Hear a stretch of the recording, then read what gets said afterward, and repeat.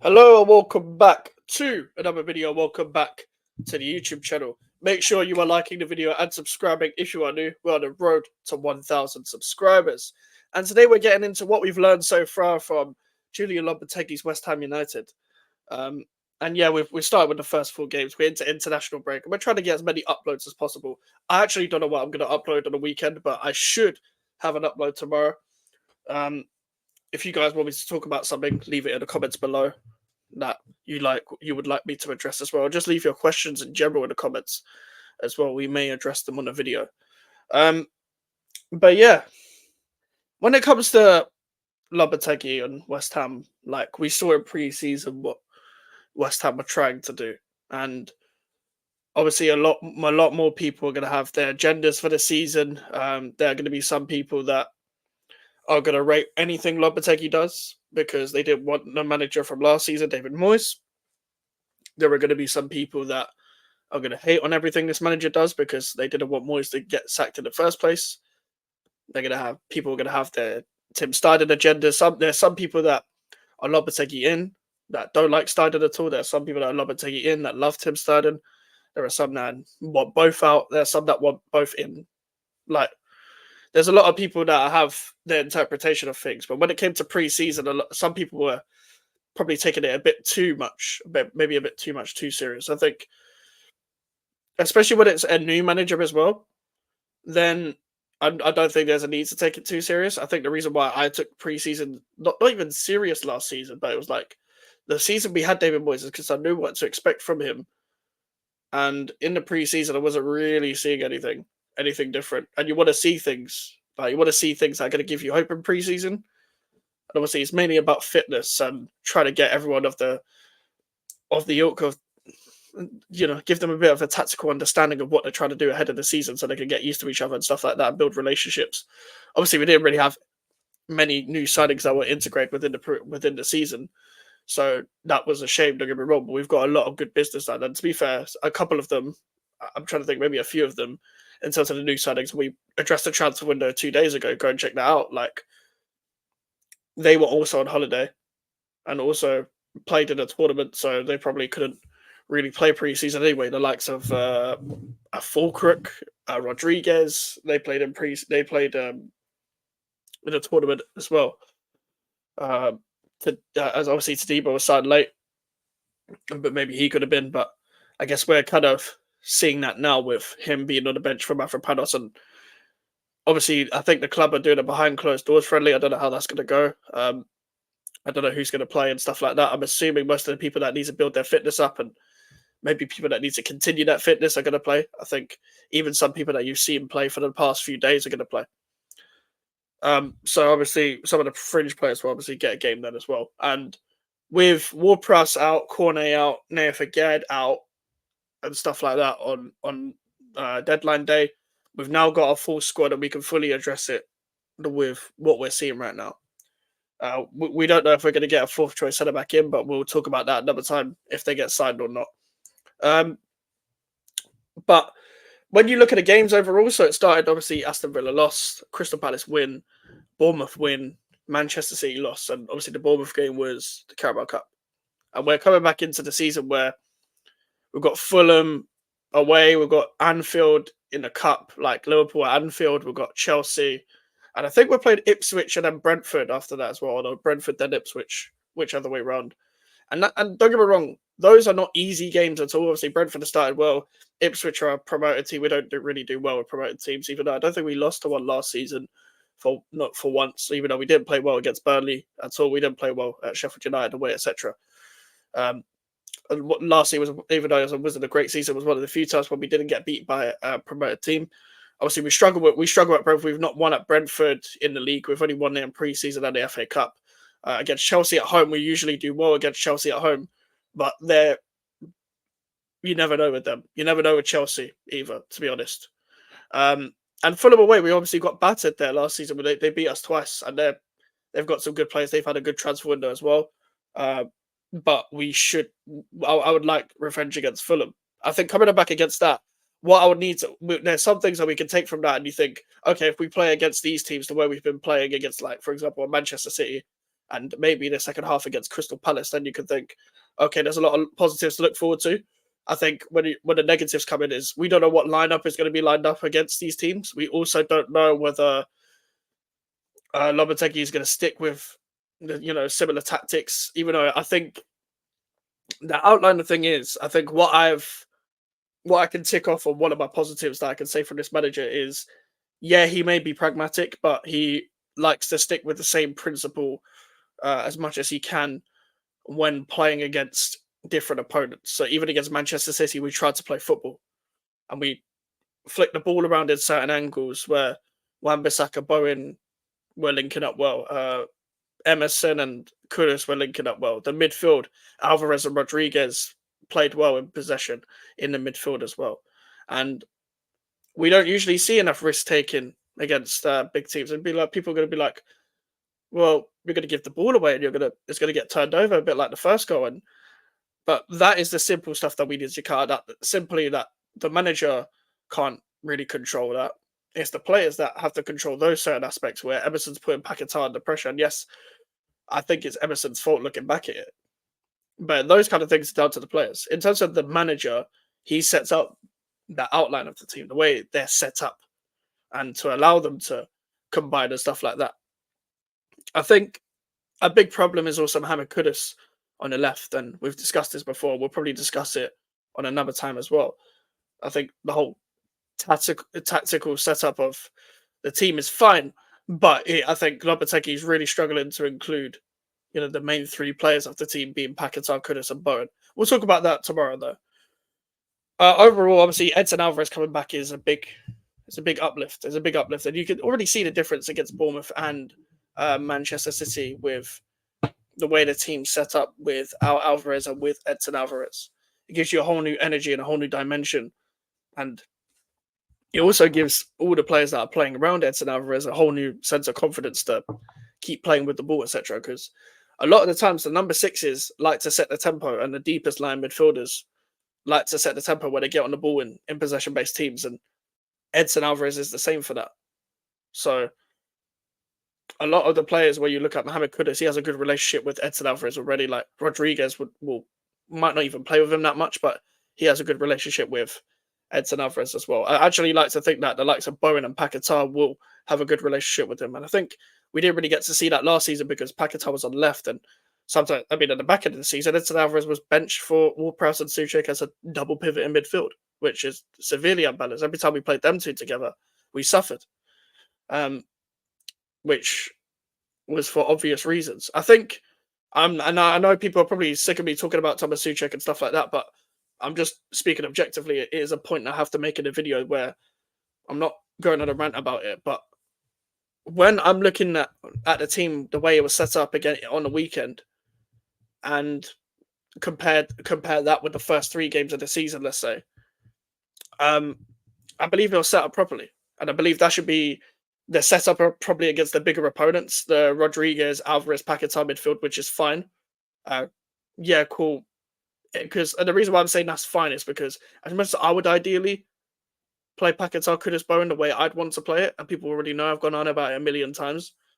I understand, and I don't think it's realistic because I don't think the manager is going to play that way. So I don't think there's any point for me necessarily relying myself on it and wishing upon it, but it will be a constant criticism if we don't get the best out of them 3 players. I think Carlos Soler is very crucial to what we're looking at so far as well, is that has to be the midfielder that plays against most of the sides where we can take it to the opponent even more. So the likes against Fulham, let's say Carlos Soler plays that friendly, that behind closed doors friendly that the club is setting up, and he gets some minutes, then he should be getting more minutes against the likes of Fulham, for example, as well.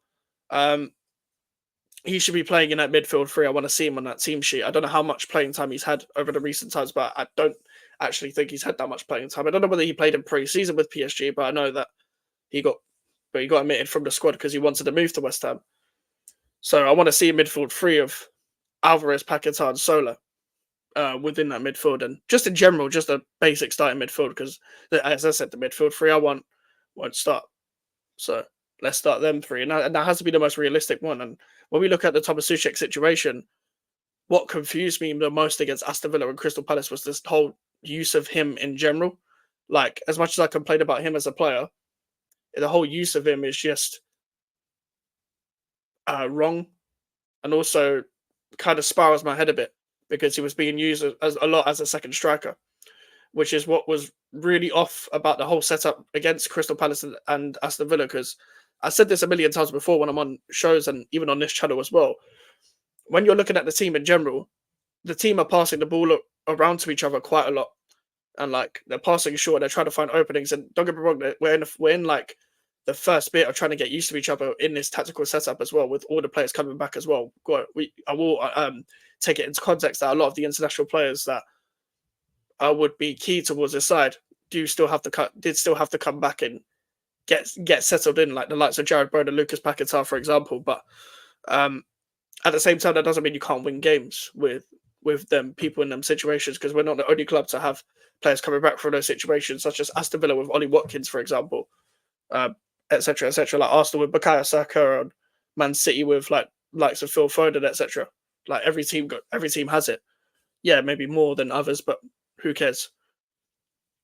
Like you're passing about around the ball a lot, and this happened a lot against Aston Villa, for example, more so than it did against Crystal Palace, where you're passing the ball short a lot, and then okay, well, then the players think, okay, we're passing sideways a lot. Hold on a sec.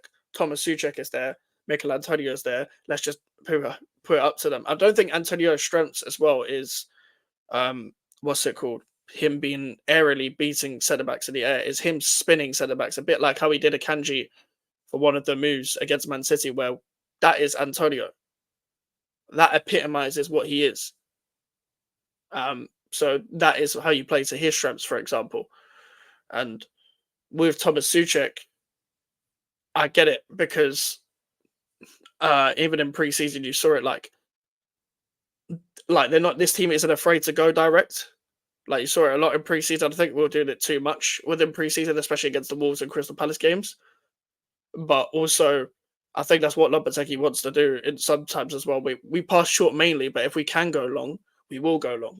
I think, as I said before in other videos as well, Max Kilman's the only one that can put it right on a sixpence for players in the air. Obviously, he can misjudge passes as well, but he's probably the best passer out of the centre backs that we have. And yet to see Tadimo's passing, because he's only played 45 minutes. Only started for 45 minutes, so we'll see what his passing's like. I don't know what to expect, because I didn't really watch him before he went to West Ham, but I want to see him because he's new. So you want to try them and integrate them. But with Max Kilman, I've watched him for years. I know his passing's good, but I didn't really get to see his long passing as much. Um, Mainly him passing in between the lines as a centre back from the right centre back position in the back three mainly. When it comes to in general, that was a big problem in terms of the first two games, where a lot of the time when we were passing long, my main problem was we don't have the ability, or not even the ability. We do have the ability, but we didn't have the enough urgency, enough to win the second ball once we've lost the first duel. Because fair enough, the stats say that we won aerial duels and stuff like that. I don't personally look at stats, so you're not going to get any stat nonsense from me on this channel. But a lot of the times when the ball goes in the air, we're not winning the ball back out of the pitch. We're not winning the ball on the second duel, which is what pissed me off, because we didn't need to put the ball in the air for us to then having desperately trying to win the ball back. And because we don't press aggressive enough anyway, and we don't counter press at all. From what I see, we don't counter press. As soon as we lose the ball, we're kind of just content with the players staying in their positions. I think only unless the players give away a sloppy ball they have the ability to then set the pace and win the ball back. But we don't really counter press as much anyway. So that's a big problem for me. Is when the ball was just put in the air, and then we're not keeping it, because we're not winning the duel. And even when the duel is flicked on in the air, there is no second person to win the ball back. Now, I don't think we'll see that setup again, because it happened against Crystal Palace as well in the first half. And I think it stopped in that first half, where we stopped doing that long ball nonsense for them to play this nonsense kind of two up front sort of situation. Suchek isn't a 10. He's not Fellaini. Like, as much as he gets compared a lot to Fellaini, Fellaini had the ability to even control it on his chest at times as well. And he could play that second striker role. He played it a lot as a super sub for Man United, And even for David Moyes at times at Everton, he could play that second striker role when Tim Cahill wasn't there and stuff like that. But they didn't play him like that for 90 minutes either.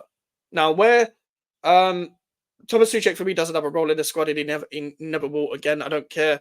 Uh, I do care about goals, but it's just that's like your positives as a player, just in general, and that goes for any player. Your positives have to outweigh your negatives.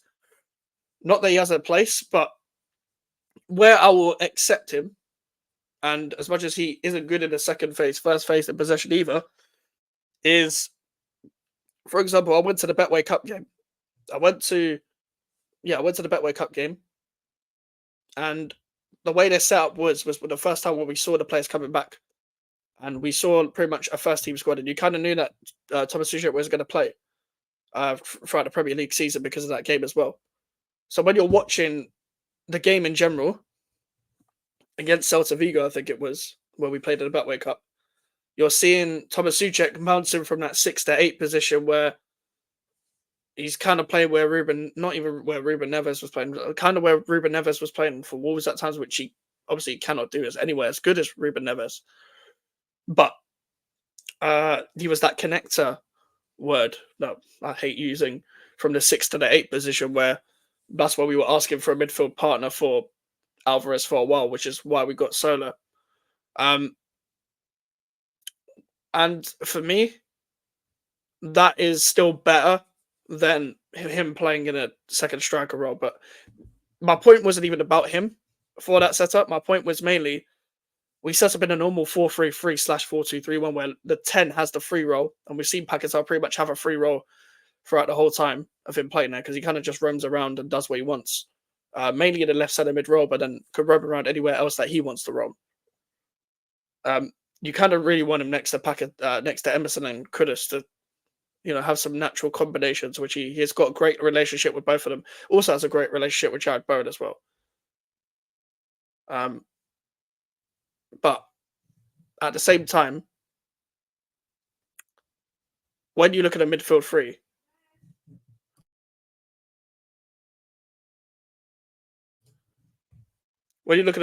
in general, they're still like passing around, roaming around, and then sometimes there isn't a out and out number 6 either. So that setup was way better, and that was the setup we saw throughout the preseason. So the fact that even changed to someone being up there for the second striker role was confusing because that's not what we trained for throughout the preseason. So that was a big like setup issue that I saw, to be honest with you. But also as well, I would say the improvements as well, like going from that, is that we saw that setup away from the Crystal Palace first half. From Aston Villa to the Crystal Palace first half, it wasn't working, and the manager addressed that. And we saw a normal setup against Crystal Palace, against Bournemouth, and against Man City. Now let me break down the differences a bit quickly. The reason why we took positives out the Crystal Palace second half, or I can't speak for everyone, but the reason why I took positives was because we're winning the ball high up the pitch and we're defending really well. It wasn't necessarily we're doing good moves or anything, but we just defended really well. We kind of contained what they had and we grinded it out because it's cool. Away from home, I get it. And I feel like we're going to see something similar against Fulham as well. And I think we can play the way we do in that high line and compact as well.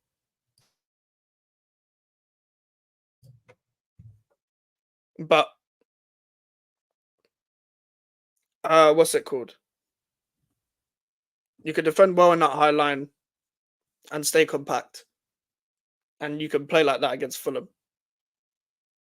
Uh, also, with the wingers they have, they're not exactly like some dangerous goal scorers either. So you can contain them in that position. And even with Wan-Bissaka and Emerson, with the way they're playing, I get Emerson wasn't the best against City. I don't think he was terrible either. I just think he made a mistake for one of the goals, which he shouldn't have made it as a basic pass. And then from then on, I thought he was fine. I didn't think he needed to be taken off, and I've addressed that before. And we'll come on to the manager substitutions in a minute as well. With what's it called? Just the way we play in general. From the Crystal Palace game onwards, we saw it against Bournemouth where we played that 4-3-3, And obviously, we're trying to see Somerville, Fulcrook, and Bowen try and combine together. The problem is we didn't get to see that in general because the midfield that we were playing at the time was a midfield of Alvarez, Ward-Prowse, and Souček. The most creative one there is fucking Alvarez, and he's the deepest midfielder. He's probably the best in between the line passer. Like Ward-Prowse isn't bad there, but especially when you play him on the left side of centre mid, it doesn't really help because he has no weak foot. The guy has zero. He has nothing in his left foot. He has absolutely nothing. With Thomas Souček, he can't distribute the ball to save the guy to save his own life, and he's not good at the ball. But the problem is that even like the setup was fine, but the attack wasn't getting the ball. So we're like, okay, everyone watched that game and realized we needed a midfielder. And that's where Carlos Soler comes into the picture, where against Fulham, if you play that setup, Paquetá, Alvarez, Soler, the attack is going to feed. Is going to get fed all these passes in behind and passes to link up with people. Even against Bournemouth, to be fair, the long ball football was still out there. The long ball football, what's it called? Was still there. It still existed. Don't get me wrong. But at the same time, I think that needs to be knocked out of us a bit. I think we're gonna still play some long football at times. We are, but if we actually trust our players more to pass the ball short, to link up with each other, to play in between the lines, to take more risks, we can see a good footballing team this season. And the football has to improve, especially with the squad that he has now. He has been more than backed. He's been more than backed. And as much as I wanted to address the left back position, he wanted Aaron Cresswell to stay because he was previously interested in the player. So he's got a fall on that sword, whether he likes it or not. Let's get on to like his substitutions, for example. For me, his substitutions could either make him or break him. Now he's not afraid to make 5 subs, which is what I like. And I'm not trying to complain for the sake of it, because we did complain last season about David Moyes not making enough subs. But David Moyes was going to that extreme where sometimes he was making no subs. Sometimes his only subs would be in the 80th minute and stuff like that. I can take 65, 65th minute. I can even take 70th at times, even though I still think 20 minutes sometimes isn't exactly enough at times, depending on the player. If it's an attacker, I don't think 20 minutes is enough for me to make an impact all the time, especially with a team that doesn't really give their striker much service still, which is something we do need to improve on, whether it's Antonio or Fulcrook. Even though I don't think Antonio's been good enough, still, whoever's up front, get the service. I just think every time Fulcrook has come on, he's only touched the ball like twice, even though sometimes he's even coming short for the ball and not passing too, because they need to take the risk a bit more. And obviously, we need to allow the guy to get used to the pace of the game as well. And I think a problem is as well, like, after I just go back to before I go back to the substitutions, is the reason why we didn't win against City and didn't draw against City was not just because we conceded some free goals against Haaland, but we didn't finish chances. Not like we didn't have chances. We did have chances. Can we create more? Yeah, we could create more, but we did hit a post. We allowed the goalkeeper to make a couple good saves as well. Edison's a good keeper as well, as much as his shot stopping isn't the greatest. It's not like Alisson, for example. He's not a bad shot stopper. He can be got at, but any goalkeeper can be got at. And also, I don't like using the phrase shot stopper, because you are a goalkeeper. You're meant to shot stop. That is your fucking job. I don't care. That doesn't mean more to me than distribution, but distribution is important as well. And I can understand the importance of that as well. But going back to the substitutions, like, for example, a good substitution was like Fulcrook against Palace, for example. I thought that was a good substitution because it allowed the team to play in a different way. Somerville against Aston Villa was a good substitution, even though Bowen coming off was a good substitution in general. Like, taking off Paquetá for Ward-Prowse is a bad substitution, and obviously Ward-Prowse ain't here anymore, but that was a bad substitution. I didn't really care about Thomas Souček coming on against Man City that much, even though I don't have any confidence in him. I get it. You bring him on to make an impact for a goal, which is, I think less of us would complain about that if he was brought on specifically for those reasons. Soufal for Emerson is a bad substitution, because even though Emerson wasn't playing well, a bad Emerson is better than a good Sufal at this current moment in time because that's how bad Vladimir Sufal is. The guy was constantly getting skinned against Bournemouth and wasn't getting and was getting skinned against Man City as well. And Wan-Bissaka was a better left back than he was a right back. And Wan-Bissaka didn't really play left back until last season for Manchester United at that time. So that was only to stop people like Mohamed Salah down the right wing and stuff like that as well.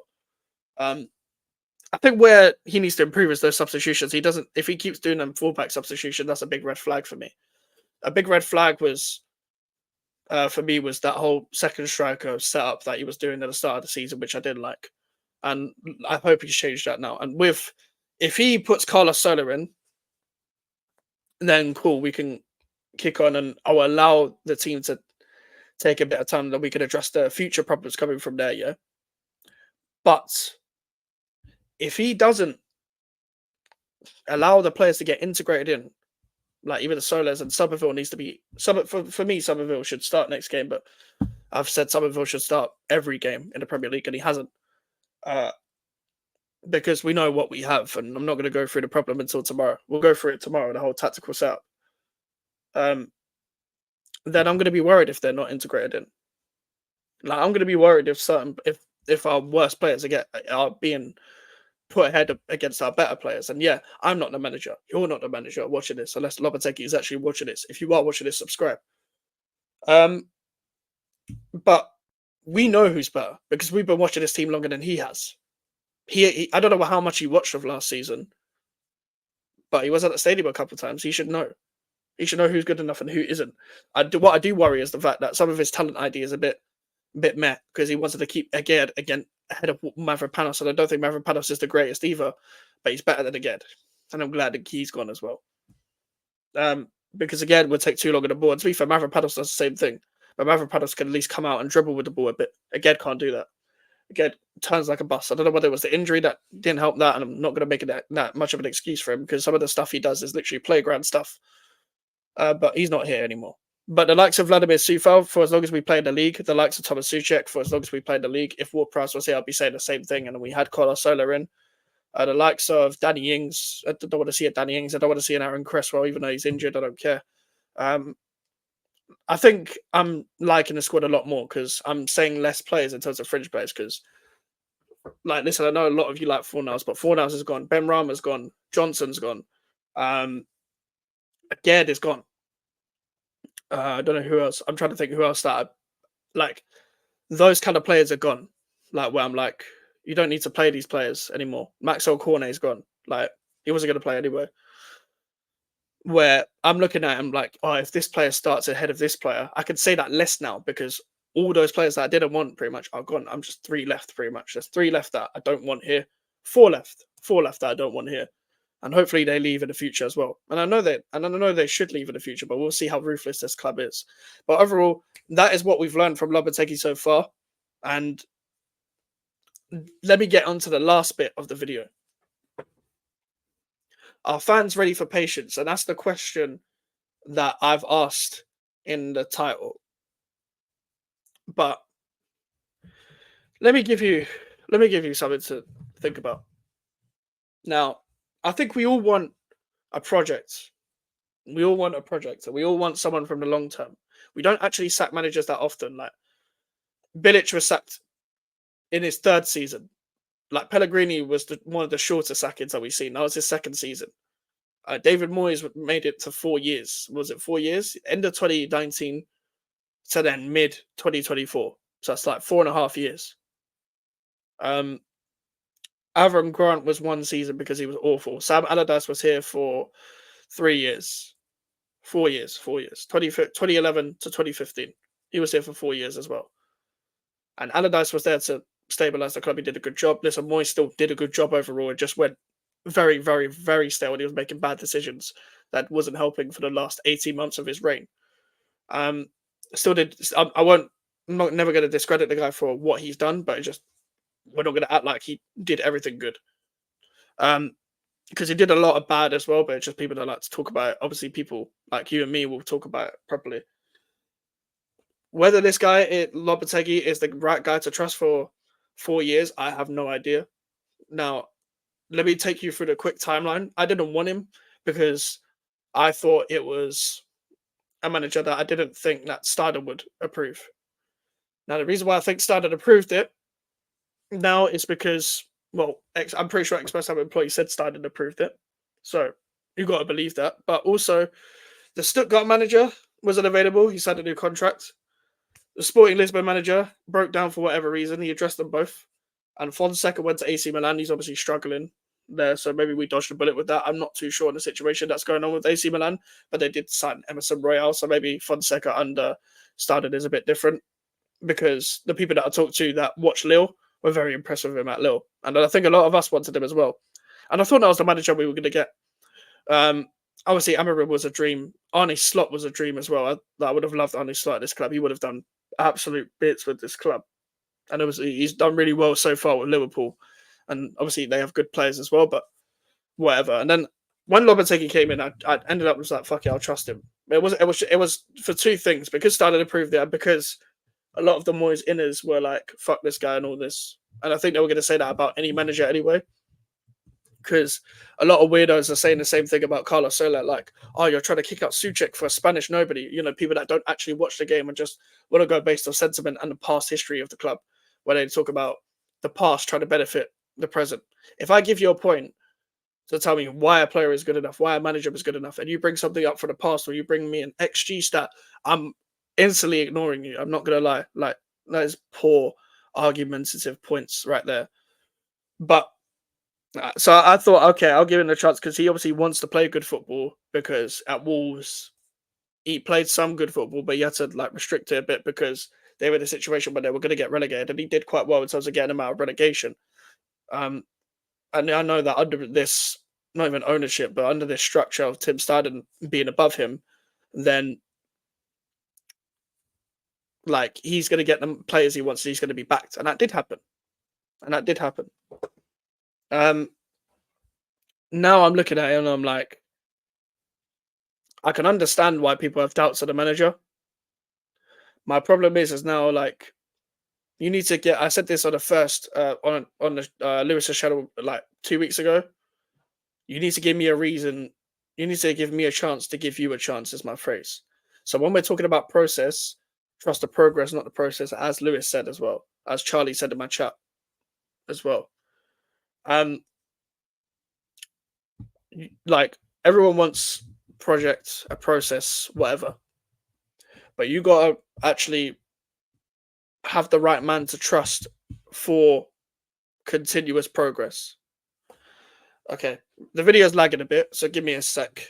I'm just gonna wait for this to come back up. Connection is unstable.